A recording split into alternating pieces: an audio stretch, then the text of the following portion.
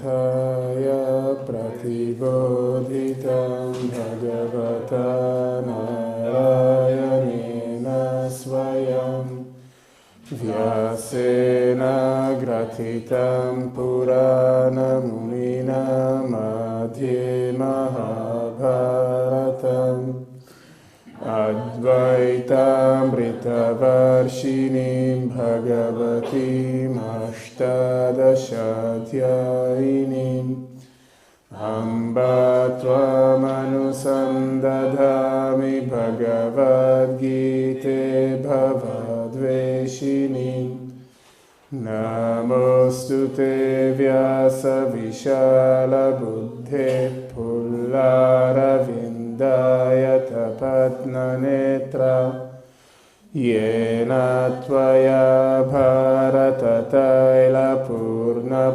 prajvalito jnanamaya pradipaha Prapanna parijataya totrai vetrai kapanaye Jnanamudraya krishnaya gita drupagite namaha Sarvopanishado gavodogdha gopalanandanaha Partho vatsa sudhir bhokta dugdham gitamrita mahat Vasudeva sutam devam kamsa chanuramardanam Devaki paramanandam krishnam vande jagadguru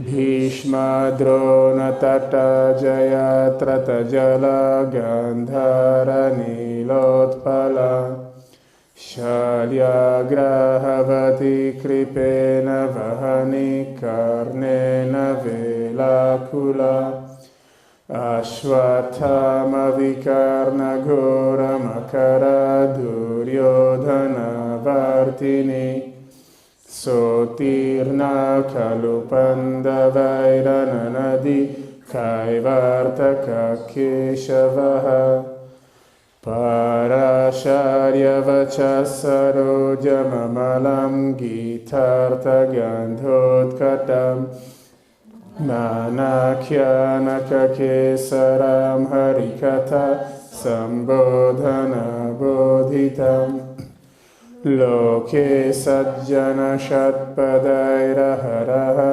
pepiyamana muda Bhuyad bharata pankajam kadimala pradvamsina shreyase Mukam karoti vachalam pangum langhayate girim Yat kripatamaham vande paramananda madhavam Yam brahma varunendra rudra marutastun vanti divyarstavaihi Vedai sangapadakramopanishadair gayanti yam samagaha Jnanavastita tadgatena manasa pashyanti yam yogino Yasyantam navidusura suragana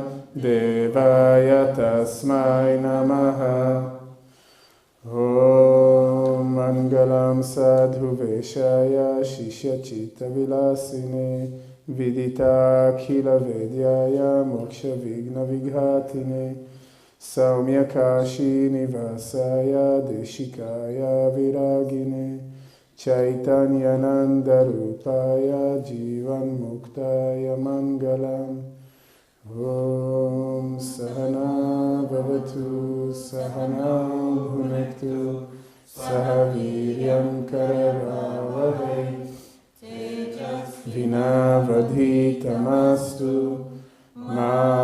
vidvishagahe. Om Shanti Shanti Shanti. Shri Sadgurudev Maharaj Ki Jai.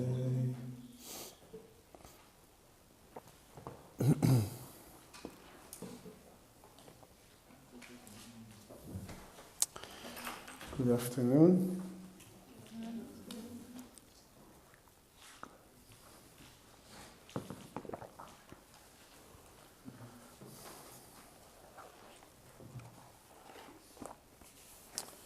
In the end of the last class, we talked about the three gunas. We explained in general what are the three gunas. They are the three qualities of nature which are responsible for the whole manifestation. We gave the example of the movie theater where the lights are projected on the screen. The screen being consciousness or the truth or the ground of being, and the light projected on it is what we call reality.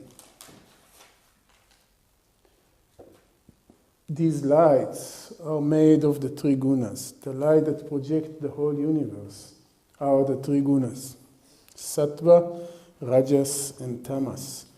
And in the Bhagavad Gita, again and again, Krishna mentions the gunas as responsible for the whole manifestation. And he said in verse 27 that we read, that all the actions are coming from the three gunas. And he says, he whose mind is deluded by egoism think, I am the doer. In this sense, even the physical body and the mind are nothing but the manifestation of the three gunas. You see, this is something very profound and difficult to understand, I know. But still, this is what the Bhagavad Gita is telling us. That even this body and mind is just a manifestation of the three gunas. And to think I am the doer, I am the one who is doing the action, is ignorance. And ignorance ultimately results in pain. I am not the doer of the actions, I am not the body, I am not the mind. The body and the mind are just a display of the three gunas. It is part of the movie, if you want it this way. You know?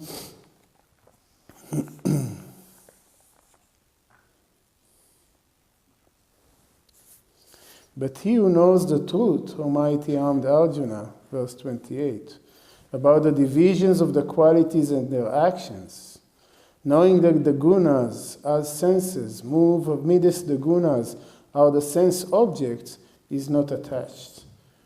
Krishna says the truth is that it is all the play of the three gunas. The three gunas, manifesting as this body and mind, are perceiving the three gunas as the external world. It is just the three gunas. It is all the drama and the story made up by the three gunas. And ultimately, it is just one pure consciousness, and the seer, the observer, the witness, alone is the reality.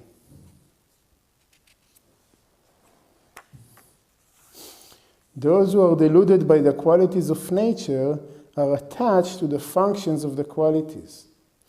When we look at the movie and we see a drama going on there, instead of seeing just a bunch of lights playing on a canvas, on a screen, then we cry, we laugh, we are emotional, we give it a meaning. We see a drama. We forget that it is just a play of lights on the screen. And it becomes meaningful, it becomes important. We have attachments. In the same manner, when we recognize that this world is real, is separate from us, is independent, it is right there the way it appears to be, then we are caught in attachments and repulsions. And we are basically caught in this drama which we call life. We don't see that it is all the play of the three gunas. The man of perfect knowledge should not unsettle the foolish one who is of imperfect knowledge. So just what he says here, it is just following the instructions before that we didn't read. That Krishna tells even great people are taking part in this dharma. We see Swami Shivananda did not, after his realization, say, okay, this is all a movie, it is all a play, it is all a drama, I'm not interested. No, he took part in it as an example for us how to live, how to lead our life in order to be able to achieve final liberation. So therefore he says, the man of perfect knowledge should not unsettle the foolish one who is of imperfect knowledge. These people are setting examples for us.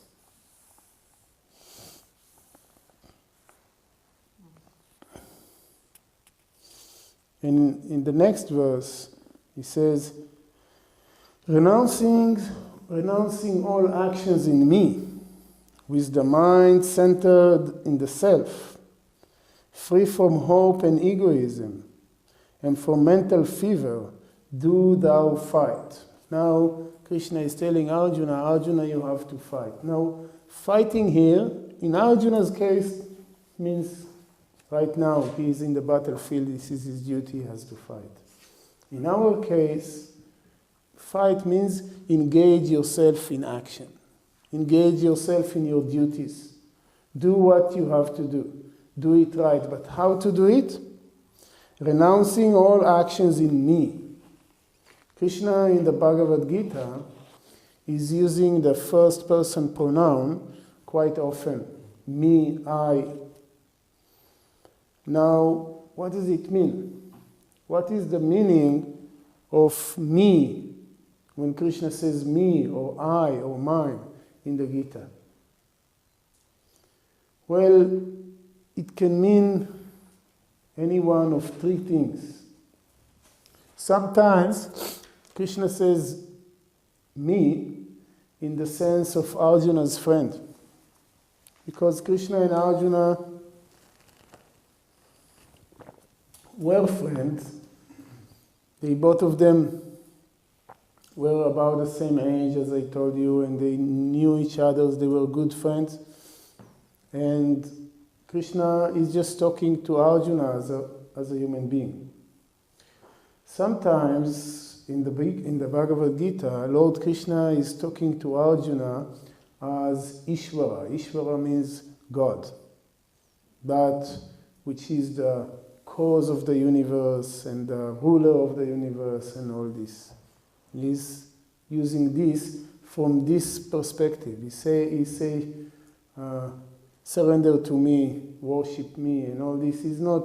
Krishna is not talking about that Indian guy who lived 5,300 years ago in India. He's talking about the divine God, whatever that is.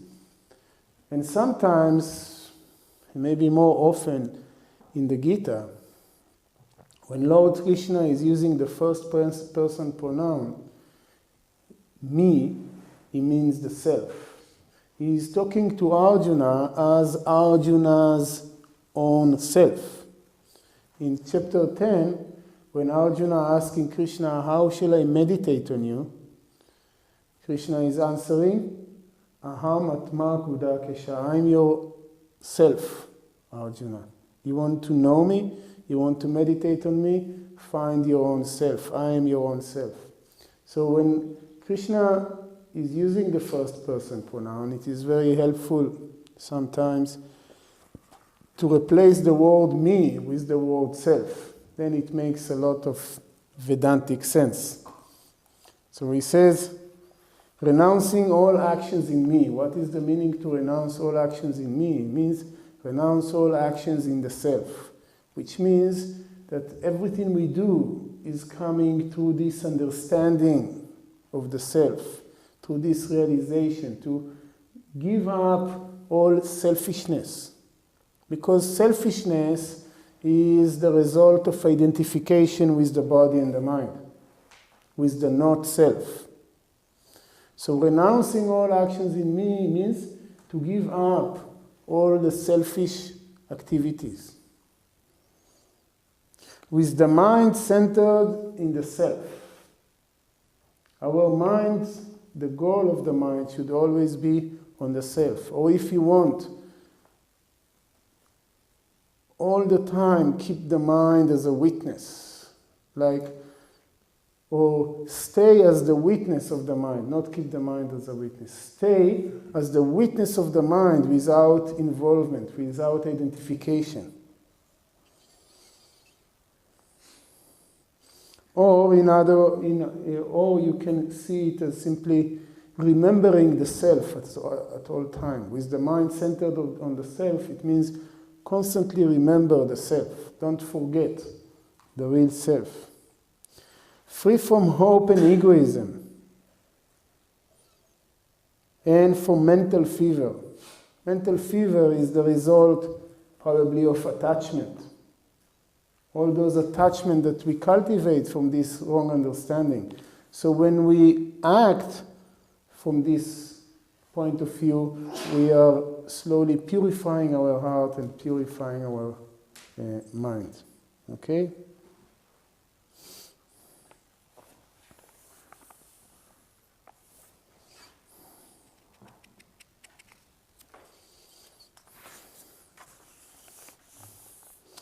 Now,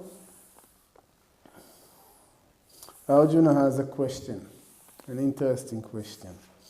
It is in chapter 3, verse number 36. We can chant it together. Arjuna uvacha athakena prayuktoyam papam charati purushaha anichannapi varshneya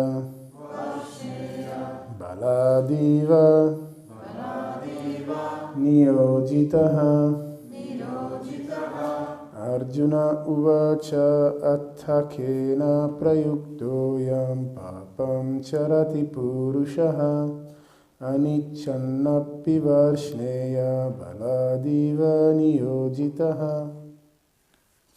Arjuna asked, but impelled by what does a man commit sin, though against his wishes, O Varshneya, constrained as it were by force? Arjuna is asking a very interesting question. He says, sometimes we know what is right to do. We know what is the right action in a given situation, and still we do something else. Did it ever happen to you? It happens, right? We know what we should do, and still we do something else, and usually later on we regret. Oh, I wish I got up in time. I wish I did this. I wish I didn't eat this. Right? You know this feeling. So Arjuna is asking why. Why does it happen? Why do I act against my better judgment? And Krishna says, Kama esha krodha esha rajo guna samudbhavaha mahashano mahapapma vidyena miha vairinam. I have already mentioned this verse. Krishna is saying, Kama esha, krodha esha. This is kama. Kama means desire. And esha and krodha means anger. It is desire and it is anger. Where are they coming from? Rajo guna samudbhavaha. They are born out of rajas. You remember what is rajas? Rajas is the guna of restlessness, energy, impatience, desires. Rajas is one of the three gunas. We had sattva. You remember, sattva is the purity. Rajas is activity, restlessness. Delusion is also, anger. Such emotions are coming from rajas. And tamas means delusion, sadness, inertia, sleepiness. So Krishna tells Arjuna, Kama esha, Krodha esha, Rajaguna samudbhava. These are Kama and Krodha, desire and anger, which are born out of the quality called Rajas. Mahashano Mahapatma Vidyeha Iha Vairinam. You have to know that they are your enemies here in this world. Krishna tells Arjuna, you have to understand your enemies. Your enemies are not Duryodhana and his brothers. Those standing in front of you in the battlefield, they are not your real enemies. Your real enemy is your desire and your anger. What is the connection between anger and desire? Anger is a frustrated desire. When you have a desire for something, and something or somebody stands in the way of the fulfillment of that desire, it turns into anger, right? I want to achieve something, but somebody is disturbing me. I get angry, right? So this is the connection between desire and anger. Krishna tells Arjuna, you need to learn to overcome them.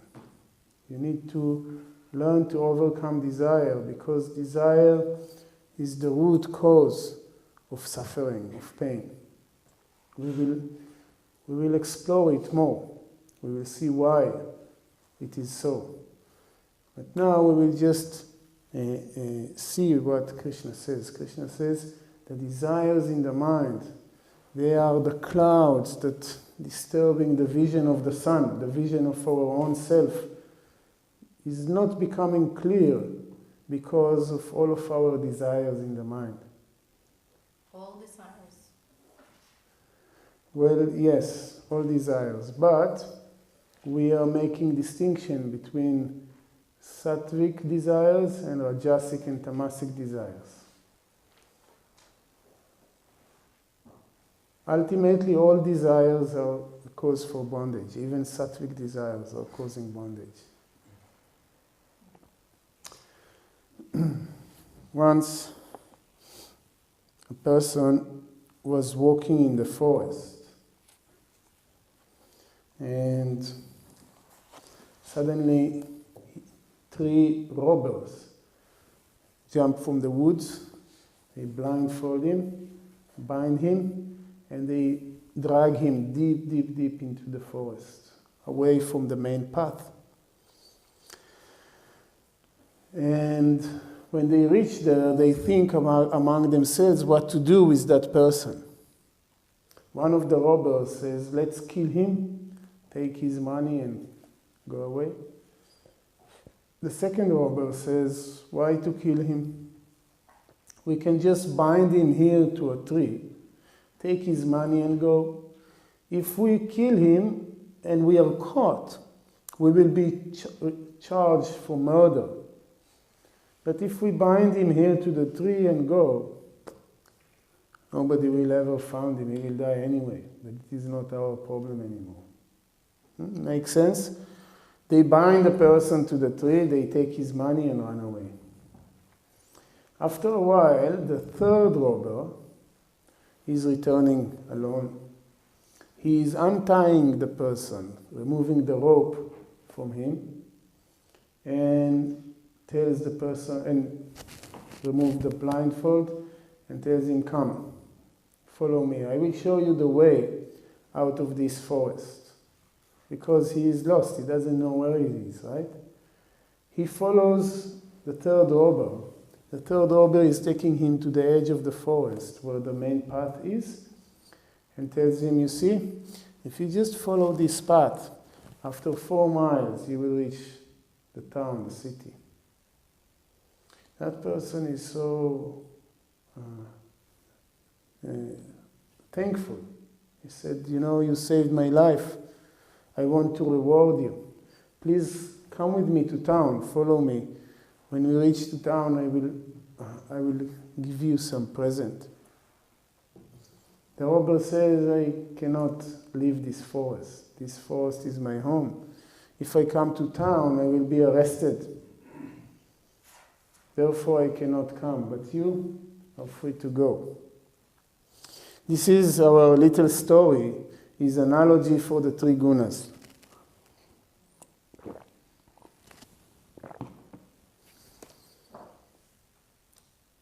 The 3 robbers, of course, are the 3 gunas, right?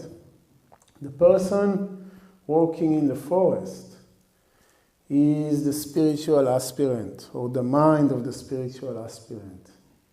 This mind is being robbed by the 3 gunas, Rajas, Tamas, and Sattva.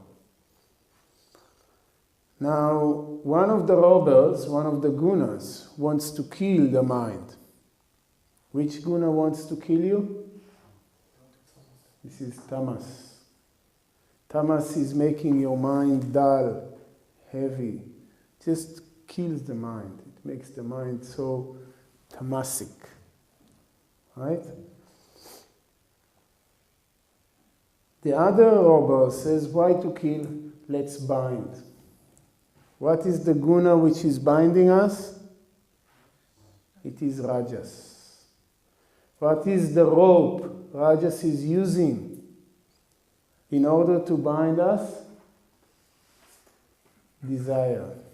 Right? Desire is the rope used by Rajas to bind us. Where in the forest? What is the forest? Forest is this, what we call samsara, the world. Okay? We are robbed by the 3 gunas and we are caught. And Rajas is binding us by desires. We have so many desires and we think that these desires are helping us. So without desires, what am I? What am I going to do? We become so attached, so blinded by them. We think if we just have more desires, we will somehow be happy. We will somehow be liberated. But it is never like that. How the desire work? How Rajas is working? Rajas is causing us to believe that our happiness is just around the corner. You know this feeling? You just feel, if I just do a little bit more, I will just find my happiness. If I just find the right person in my life, my right partner, I will be very happy. If I just get a child, I will be happy. If I just get enough money, I will be happy. And what happens when you reach there? Then there is something else. Oh, yeah, it's wonderful, but if only it was like this. And we constantly staying hungry for something else.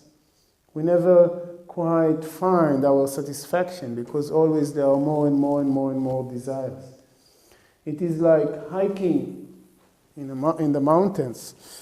If you ever did it, you probably have this experience. You see the top and you say, okay, I'm going there. And you walk, walk, walk. When you reach there, you see it is just a fall. And the peak is actually right in front of you. And you go climb, climb, climb, climb, you reach there, it's just another one. And every time you realize you're not in the top, it is still further away. This is the way Rajas is binding us. It is never going to give us any lasting satisfaction. Because Rajas doesn't give satisfaction. It is not there. It is just a desire. And then the 3 robber is Sattva. Sattva is also a robber. It is robbing us of our true nature. How? by attachment to happiness. This is how Krishna is describing it in chapter 18. Sattva is binding to attachment for happiness. Sattva is bringing us satisfaction and contentment and good feeling, excitement. These are all expressions of sattva in the mind, right? But it is also binding because it is developing attachment. You know, we sit for meditation and we have this profound peace, very sattvic experience in the mind. And what happened then? We try to hold to it. What happens the moment you try to hold to it? You lose it. And then every time you sit for meditation, you try to recover this feeling, to get again, oh, yesterday my meditation was so good. We try to reproduce it. It is lost. The moment you cultivate this attachment, the moment you try to hold for it, it is lost. So even sattva is a robber. But we distinguish between two stages in the spiritual life. In the first stage, we have to render the mind sattvic. The mind is so full of tamas and rajas that we are lost. We are lost in the forest of samsara. So we need sattva to come and untie us from the ropes of rajas and tamas, basically. Right? This is in the story when sattva is coming and releasing the person from these ropes. But then we are still lost in the forest and sattva says, come, I will show you the way. We have to attach ourselves to sattva. We have to cultivate sattvic desires. What are sattvic desires? The desire to help, the desire to do sadhana, the desire for liberation, the desire for goodness, for peace. All these desires are considered to be sattvic desires. They are not bad. They are not. They are good. But they are still desires, and therefore they are still binding. And therefore, when sattva takes the person to the edge of the forest and show him the path, the person say, come with me to the town. But sattva says, no, I cannot go. I'm still just a robber. That means that when we reach the edge of this world, of this samsara, when we are just about to cross beyond, to reach the ultimate goal, we have to give up sattva also. We have to go even beyond sattva. This is the idea. Therefore, in the spiritual path, we say there are two stages. In the first stage, we attach ourselves to sattva. In the second stage, we have to go even beyond sattva. Okay? So this, because you were asking, well, what desires we have to renounce. Initially, we are renouncing rajasic and tamasic desires. Ultimately, we have to renounce even sattvic desires. Okay?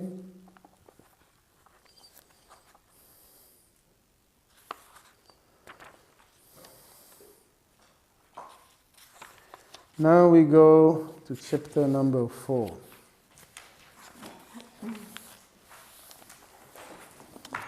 Chapter number 4 has a lot of things, a lot of interesting topics.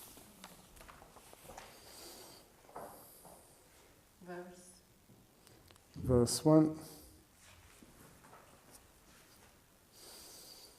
Let's chant it together, okay? Shri Bhagavan Uvacha Imam Vivasvate Yogam Proktavan Ahamavyayam Vivasvan Manavipraha Manurikshvaku Eva Bravit Shri Bhagavan Uvacha Imam Vivasvate Yogam Bhoktavanaham Avyayam Vivasvarmana Vipraha Manurikshvaka Vibravit.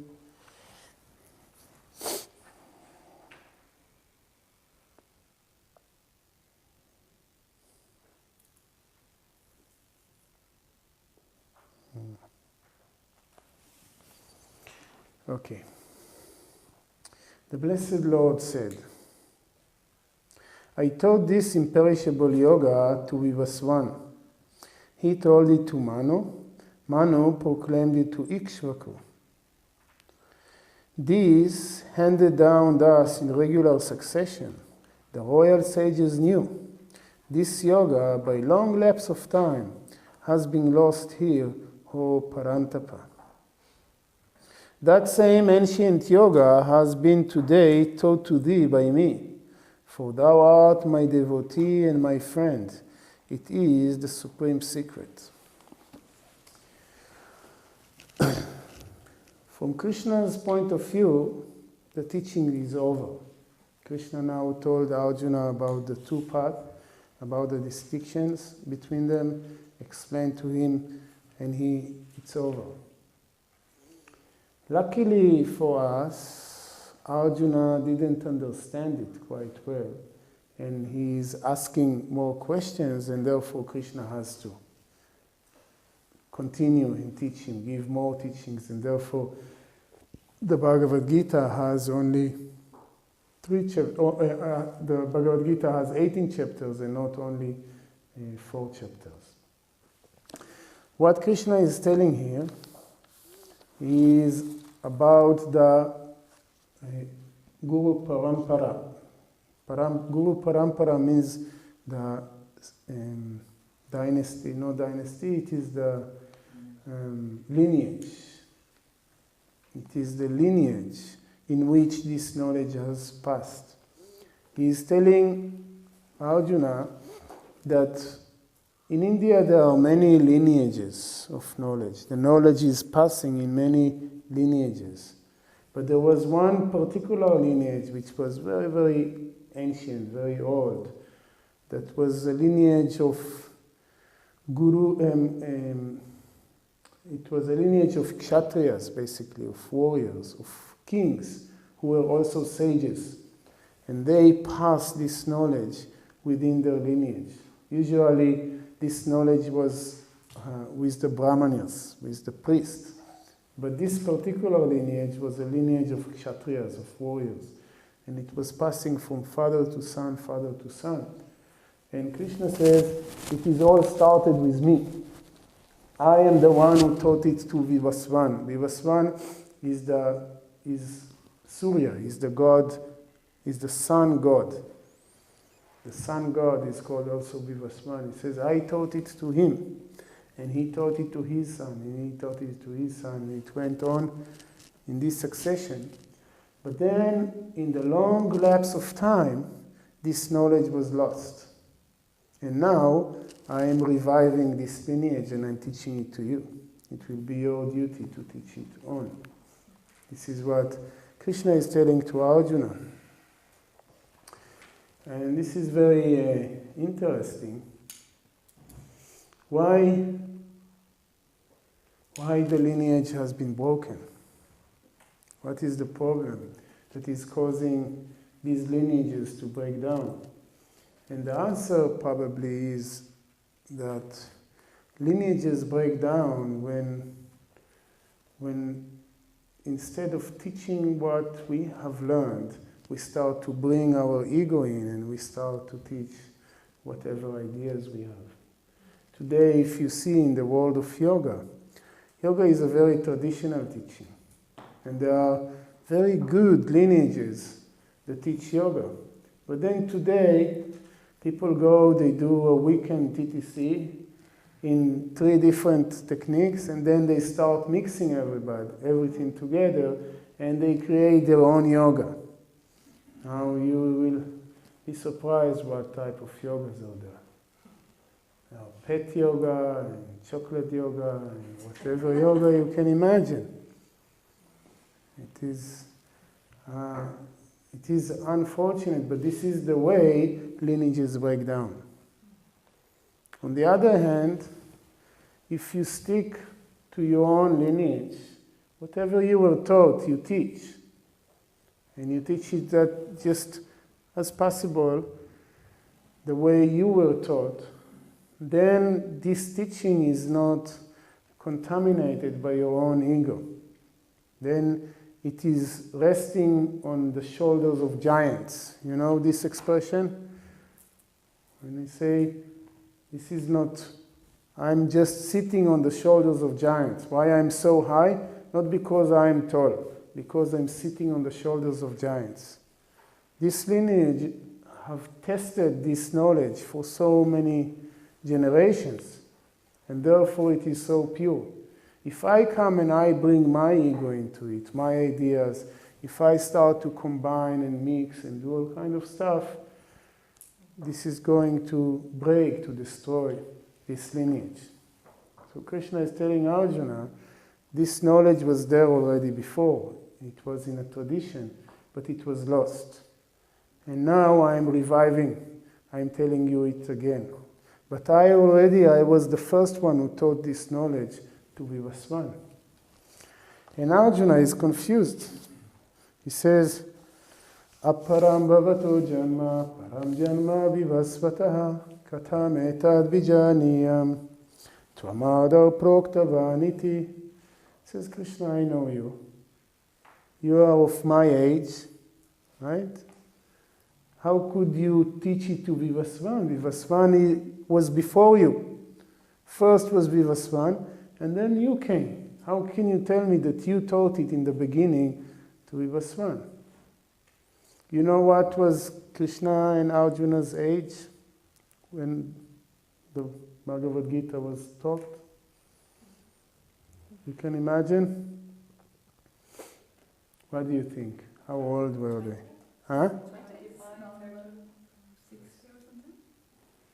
They were over 80. Yeah. If you go back to the story we told, you will see. By the time they went to that palace, they were about 20 years old. And then when they came back, after another year, they received half the kingdom. They lived for 36 years. And then they went to exile, and then they came back, and all this stuff is accumulating. They were quite old people. Anyway, this is what Arjuna is telling Krishna. Aparam bhavato janma, param janma vivasvataha. Your birth came later on, and before that Vivasvan was. So how can you tell me that Vivasvan, you taught this to Vivasvan in the beginning? And what Krishna says? Shri Bhagavan Uvacha, Bahuni me vyatitani janmani tavacha Arjuna. Tanyaham veda sarvane natvam veta parantapa. Krishna tells Arjuna, Bahuni me vyatitani janmani. I was born many, many times before. Tava Arjuna, and also you, Arjuna, you were also born many, many times before. Everybody lived so many times before. But what is the difference? Tani aham veda sarvani. I remember all of my previous birth. Not one veta parantapa, but you don't. The difference between us is that you don't remember your previous lives. So maybe this is a good time to talk a little bit about the law of karma and reincarnation, to understand what is this idea of reincarnation, what is the idea of the law of karma, to make sense.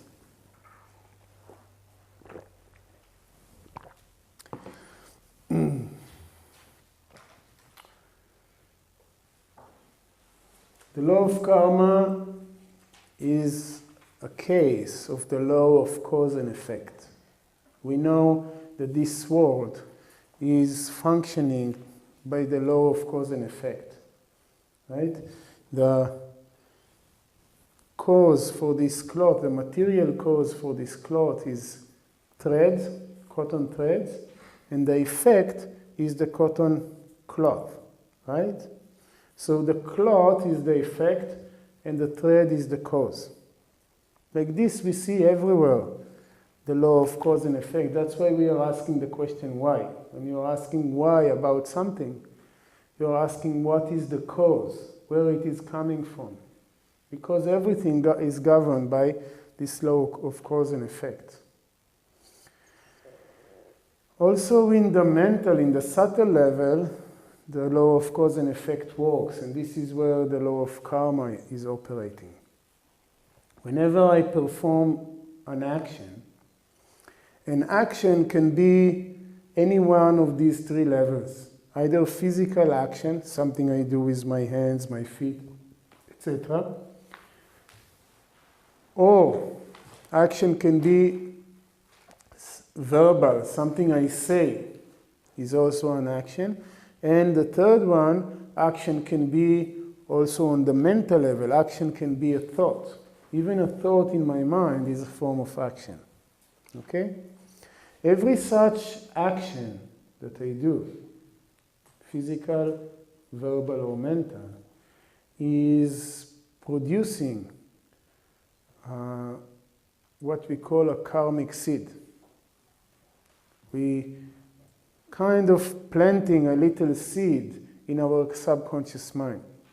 The action itself is leaving a mark on our subconscious mind. We call it the seed because what is the nature of the seed? The seed, when it gets the optimal conditions, it sprouts and it produces a plant, right? In the same way, an action that we do is like planting a seed in our subconscious mind. And this seed, when the right circumstances come, sprouts and manifests back. At that time, we are experiencing the result of our action. Today I told somebody, if you plant a seed of tomatoes, you cannot expect for a bush of cucumbers to grow out of it, right? If you plant a seed of tomato, what is going to grow is a plant of tomatoes. In the same way, the actions I do produce a similar result. If I do something loving, caring, some good action, the result that will come from it will be pleasant, will be beneficial to me. Suppose I give you a flower with love and devotion to make you happy. This is like planting a little seed in our subconscious mind. And one day, somebody will come in my life and will offer me a flower or a bouquet of flowers. This will be the result of this action. Is it always the same thing that is coming back? No, it is something of a similar nature. It need not be exactly similar. If you gave a red flower, it doesn't mean that you will get a red flower with the same number of petals and the same number of leaves. No. It is just that you planted something and what comes out of it is similar by nature. Will it always come back in this life or will it come back probably in No. No, we are getting there. Every time in the human? Sorry? Every time in the human? Not necessarily, but we are going to get there. Just wait a little bit. Yeah, no, I know. It is a very interesting subject, and your questions are very good questions, but I want to build it up. So bear with me a little longer. There is a gap between the performance of the action, and the time in which the reaction is going to come to me. It is not coming immediately. Sometimes it may come immediately. For example, if I hit my fist very strongly against the wall, when am I going to feel the pain? Next week? No. I'm going to feel it right away for the next week. Right? This is an immediate karma. Right? I do something and immediately I feel the result of it. But many times, actions we do, they are not producing an effect immediately. They will stay there.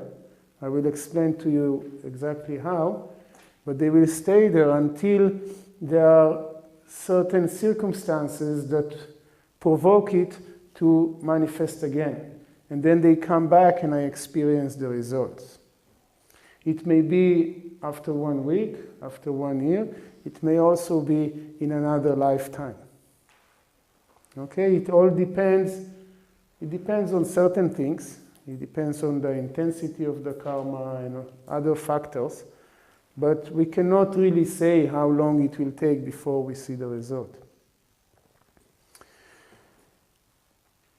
The problem is that in our life, sometimes we have experiences that seem to violate this explanation. Because sometimes I may do something with a lot of good intention, with a lot of love towards somebody, and in return that somebody is abusing me, is scolding me, right? I give somebody a flower with love and devotion, and instead of thank you or even a smile or anything, I get that somebody will throw the flower in my face and turn and go. Or that somebody will go with somebody else and just ignore me. Or whatever. I will say, hey, look at it. I did something with a lot of love, and in return, I get abuse. There is no correlation here, right? But the law of karma will tell us that the action I did of giving flower with love and devotion planted a seed of love and devotion. The response that I received from the other person is coming from another action that I did sometimes in the past. Sometimes in the past, somebody tried to do something nice to me and I responded in an unkind way. And now, this insult that I receive is the fruit of that karma. You understand? Therefore, it becomes very confusing and very difficult to see. It would have been very interesting if the karmas will act immediately. You throw a stone on a cat and immediately a boulder is falling on your head. That will be very interesting. Nobody will dare doing anything, right?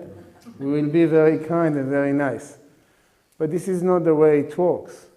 We do an action, and sometime in the future, we will get the result of that action. Now, yeah.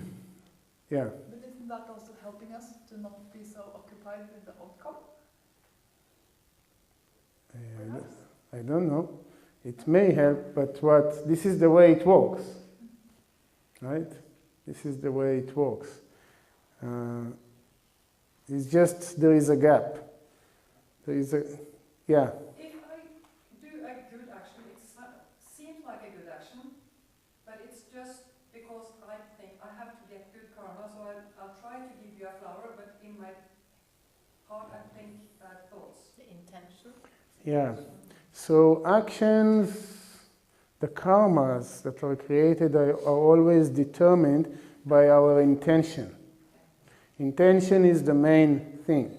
It is not so much what you do, it is what is the intention behind it. Two people may do exactly the same actions. One is doing it out of desire to help and support somebody else. The other person is doing it in order to get praise, in order to show everybody how wonderful person he or she is. Right? The karma is not the same. The action is the same. They always give this example. Two people cut open the stomach of a person. One is a murderer that tries to kill him. One is the surgeon who tries to save him. The action is the same, is cutting the stomach. But the intention behind it is just the opposite. So it is not so much the action you do, it is what is the intention behind it. Okay? We have to talk more about this karma, but our time is up. So we are going now to conclude this class, and tomorrow morning we will develop it. We will talk more about karma, and we will see how it is relating here and what it has to do with reincarnation. Because if you remember, we start this discussion from reincarnation. When Krishna tells Arjuna, I was born many, many times, and I remember all my lives before. You were also reborn. You lived also many times before, but you don't remember. So we will talk about it tomorrow morning. A moment of silence.